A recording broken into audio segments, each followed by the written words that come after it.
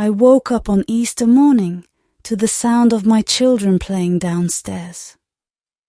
I got out of bed and went to the window. The sun was shining and the birds were singing. It was a beautiful day.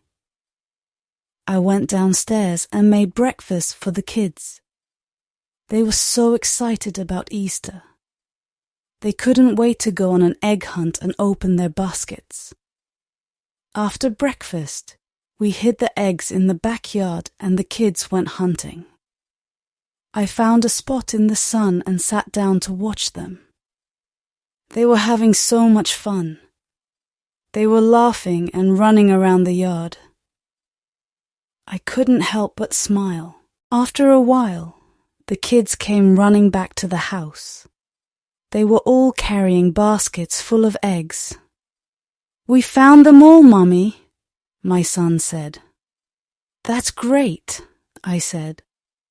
"Now let's go inside and open them up." We went inside and the kids sat down on the floor to open their baskets. They were all excited to see what they had gotten. My son opened his basket first. He pulled out a chocolate bunny, a jelly bean egg, and a stuffed animal. My daughter opened her basket next. She pulled out a chocolate rabbit, a marshmallow chick, and a plastic egg filled with candy. I opened my basket last. I pulled out a chocolate bunny, a marshmallow chick, and a plastic egg filled with candy. But then I saw something else in my basket. Something that made my blood run cold. It was a dead rabbit. I gasped and dropped the basket. The dead rabbit fell to the floor. My children looked at me, their eyes wide with fear.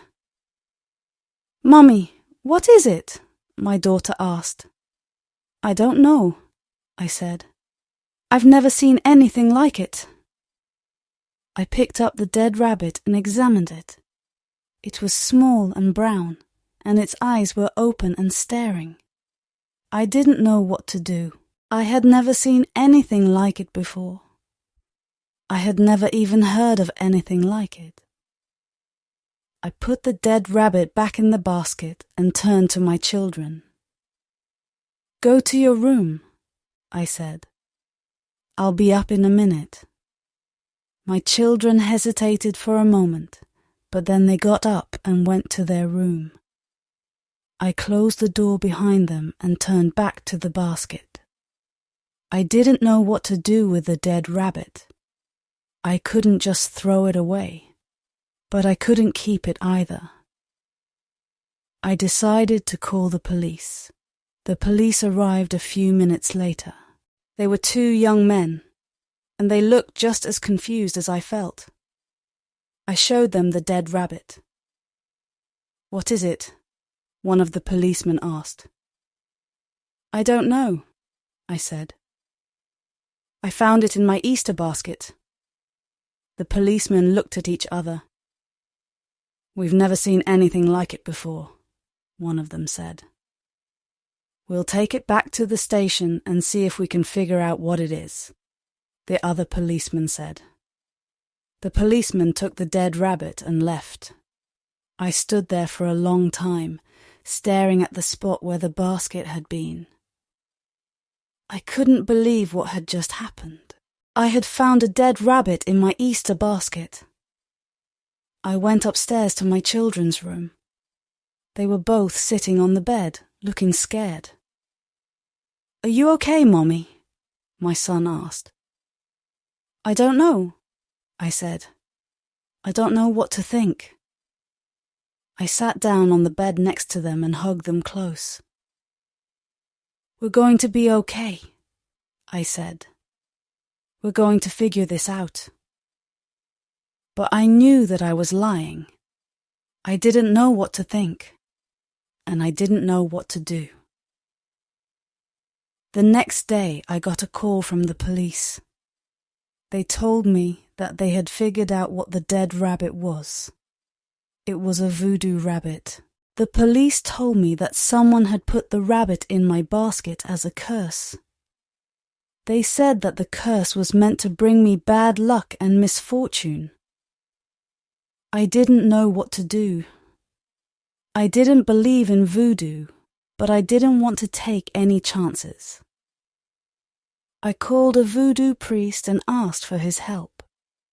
He came to my house and performed a ritual to break the curse. Next story. I was playing in the park on Easter Sunday when I saw it. A brightly coloured Easter egg hidden behind a tree. I ran over and picked it up, admiring its shiny foil wrapper. I had never seen an Easter egg so beautiful. I looked around, but there was no one else in sight. I guessed it must have fallen from someone's basket. I couldn't wait to get home and show it to my mum. I ran all the way home, clutching the Easter egg in my hand. I burst through the door and ran into the kitchen, where my mum was making dinner. "Look what I found," I cried, holding up the Easter egg. My mum smiled. "That's a beautiful egg, honey," she said. "Where did you find it?" "In the park," I said. "I think it must have fallen from someone's basket." "Well, let's open it up and see what's inside," my mum said. She took the Easter egg from me and carefully peeled off the wrapper. Inside was a solid chocolate egg, even more beautiful than the outside. "Wow," I said. "It's so big." "It's a special Easter egg," my mum said. "Let's cut it in half so you can share it with your sister." She took a knife and cut the egg in two. My sister and I each took a half and eagerly took a bite. The chocolate was delicious. It was the best chocolate I had ever tasted. I closed my eyes and savoured the flavour. But then something strange happened. I felt a tingling sensation in my mouth and throat. My stomach started to churn. I looked at my sister and saw that she was having the same reaction. "What's wrong?" my mum asked. We opened our mouths to speak, but no words came out. We couldn't move. We were paralysed. My mum's face turned pale. She ran to the phone and called 911. By the time the ambulance arrived, we were both unconscious. We were rushed to the hospital, where doctors worked frantically to save our lives. They pumped our stomachs and gave us antidotes, but it was too late. The poison had already spread through our bodies. I woke up in the hospital bed a few days later. My mum was sitting next to me. She looked exhausted. "How are you feeling?" she asked. "I'm okay," I said, "but I'm scared." "Me too," my mum said. "The doctors said that you and your sister are very lucky to be alive." I closed my eyes and tried to think about what had happened. I couldn't remember who had put the poisoned Easter egg in the park. But I knew one thing for sure. I would never forget the taste of that chocolate. My sister and I were discharged from the hospital a few days later. But we were both different people. We were both scared and traumatized. We didn't like to go outside anymore. We didn't like to be around other people. Every Easter, I am reminded of the poisoned Easter egg. I see other children playing in the park, hunting for Easter eggs, and I feel a wave of terror wash over me. I know that there are other children out there who are just as vulnerable as I was. That's why I'm telling this story. I want to warn parents to be careful. I want to warn children to be careful. Next story. It was Easter Sunday, and a group of friends and I decided to go on a weekend getaway to a remote hotel in the countryside.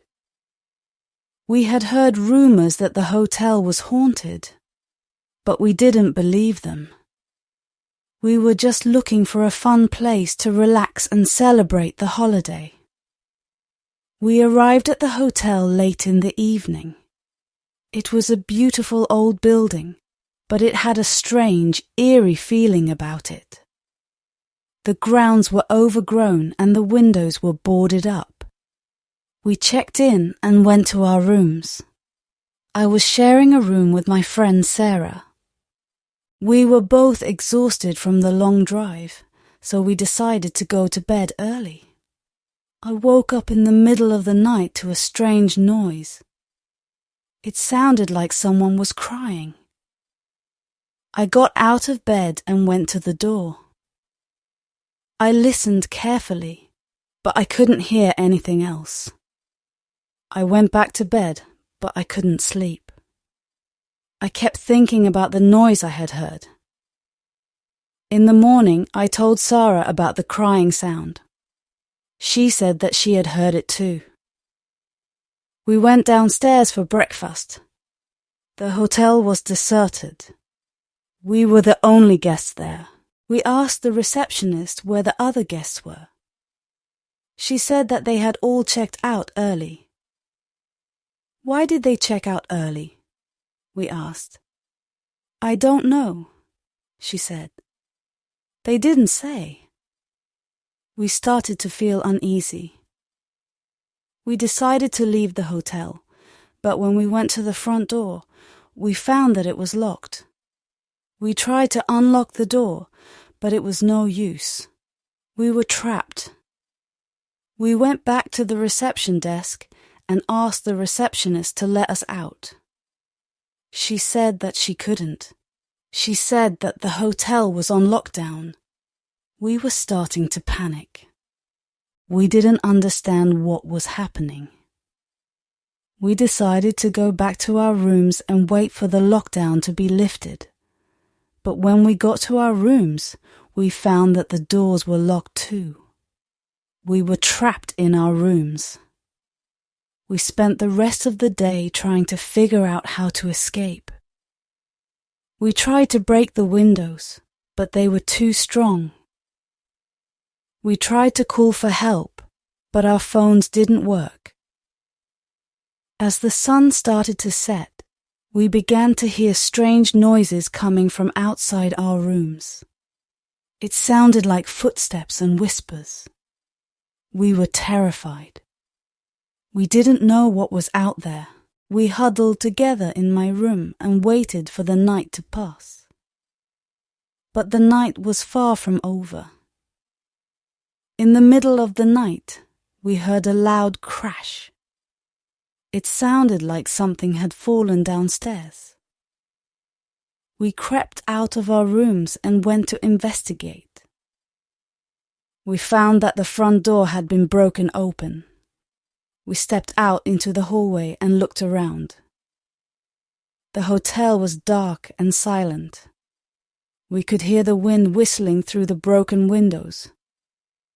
Suddenly, we heard a voice. "Welcome to our hotel," the voice said. We turned around and saw a group of people standing behind us. They were all dressed in white sheets. Their faces were pale and their eyes were sunken. They were ghosts. We screamed and ran back to our rooms. We locked the doors and huddled together in fear. The ghosts tried to get into our rooms, but the doors were locked. They pounded on the doors and screamed, but we wouldn't come out. We stayed in our rooms for the rest of the night. We were too scared to come out. As a huge support, please hit like, subscribe, and maybe share your thought or any experience before going to watch another video. Thank you so much. Have a good day.